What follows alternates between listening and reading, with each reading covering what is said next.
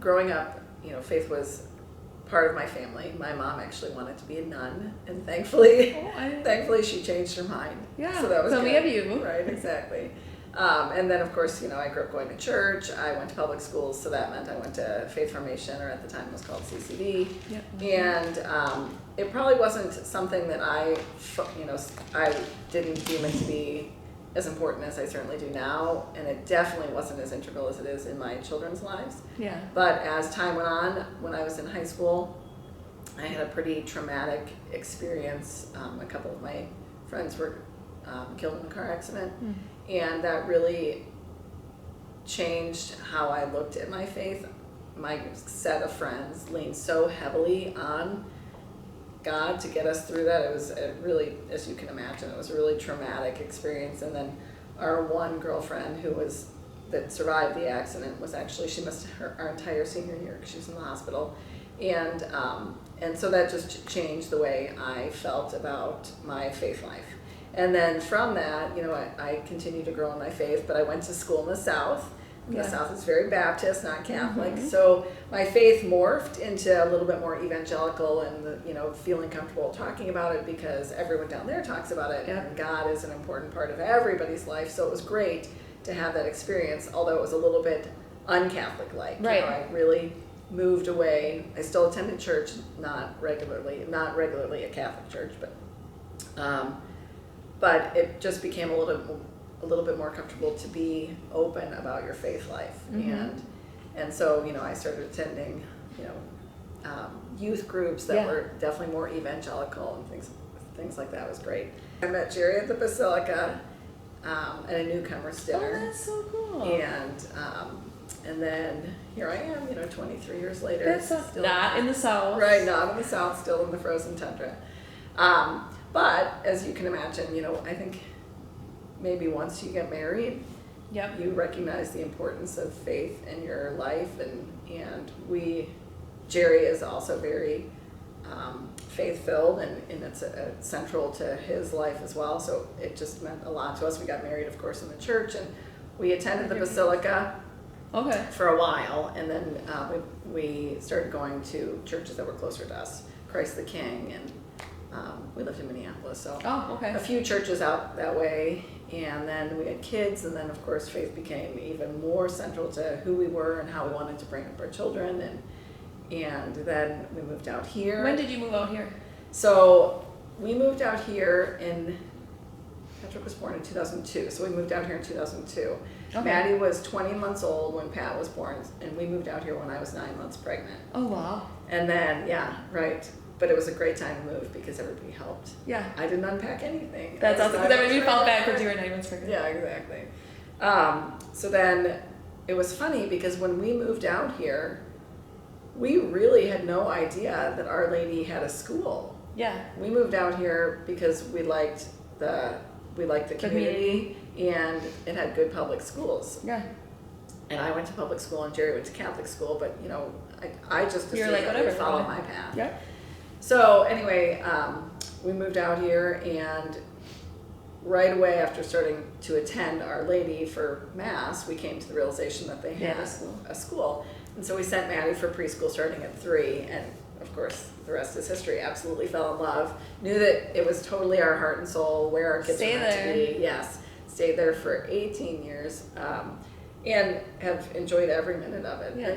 And to me, the best part is that feeling that I had when I was in the South, like that faith can just be part of everything you do, became my reality, and the reality that I raised our children in, or that we raised our children in, because being in a Catholic school and having such a strong Catholic parish, it becomes who you are. And that was just, for me, that was the best piece, was just recognizing that, oh my gosh, I found those things that I really wanted, and I loved living in the South, and I think that was part of it, and I found it here.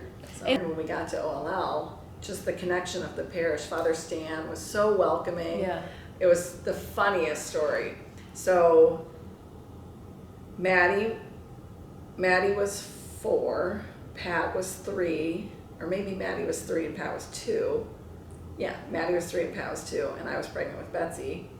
And Father Stan invited us to become part of the teaching parish committee with John Rutten. Oh. Seminarian John Rutten. Yeah. And he asked Jerry, and Jerry was like, sure. Jerry did not ask any questions whatsoever. So we get to the very first meeting, and John Rutten, who at the time was a seminarian, who is now Father John Rutten, he said to the group, and there was 6 couples, thank you so much for agreeing to do this. I really appreciate your commitment because it's a 4-year commitment. And I looked at Jerry and I was like, what have you done? And it turned out to be the best commitment. It really helped me grow in my faith, just being able to watch him grow in his faith and, be alongside for his journey was amazing. And then we got to meet so many great couples and became closer with, like, the Chilsons were part of it. Yeah. And it was great. In the school. And I think the excitement is from building those relationships through whatever event it is, so that you can not only build the relationship but then grow in your faith. And that's what I find OLL does have, but it feels a lot like the South. In the South, again, going back to that, in the South, everyone talks about your faith, and it's just central to every single person that lives down there, whether you're Baptist or evangelical or whatever the case may be.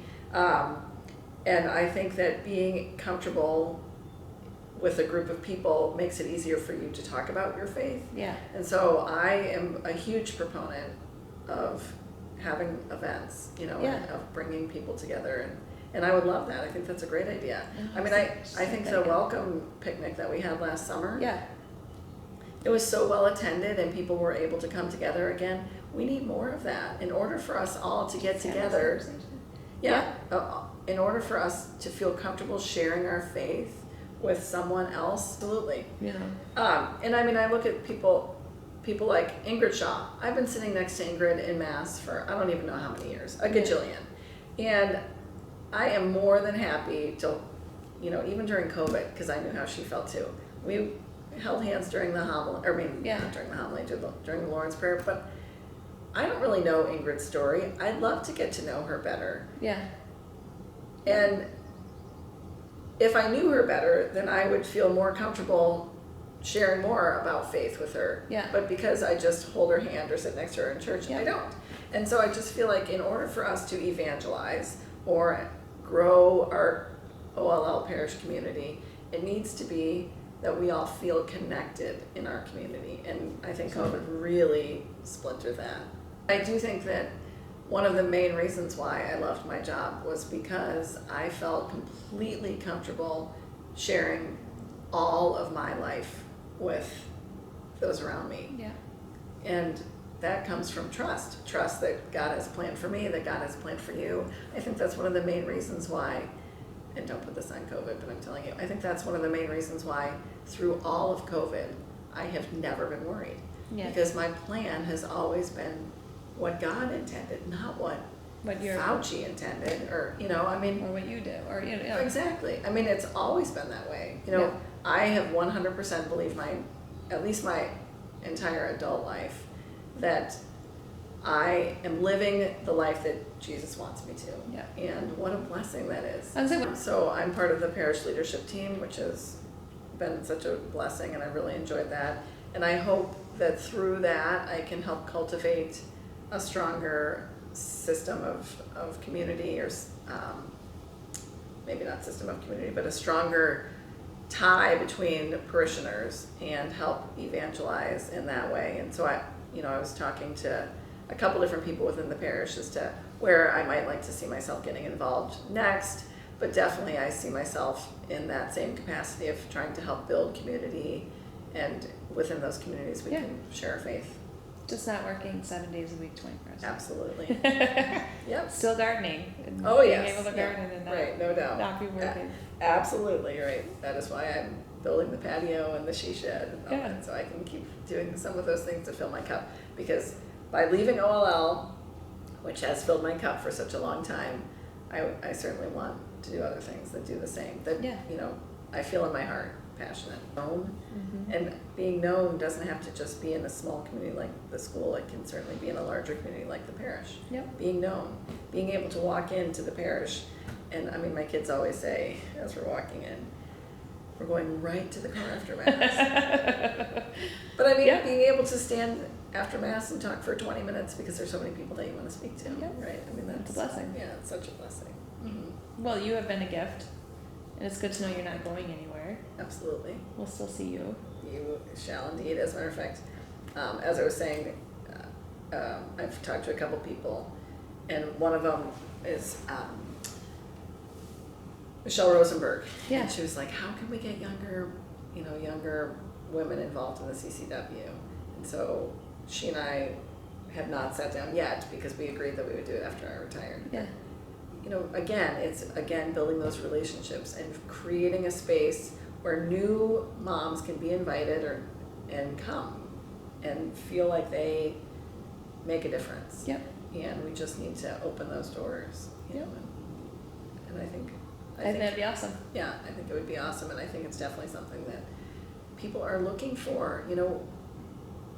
Right now is definitely the time. Right now is when people are literally seeking out some connection to something. And why shouldn't it be their faith? Yeah. Why shouldn't it be their faith community? Like the most important thing. Yes, absolutely. Yeah. So I'm all in. Awesome. Mm-hmm. Yeah, Well, thank you, Kassie. of course. Thank you.